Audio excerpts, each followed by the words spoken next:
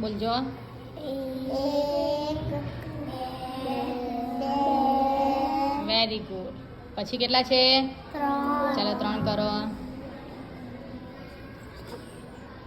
1 2 3 very good. પછી કેટલા છે? 4 ચાલો 4 કરો.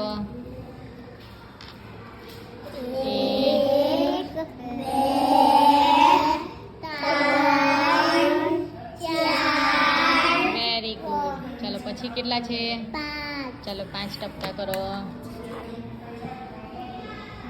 1 2 3 4 5 વેરી ગુડ.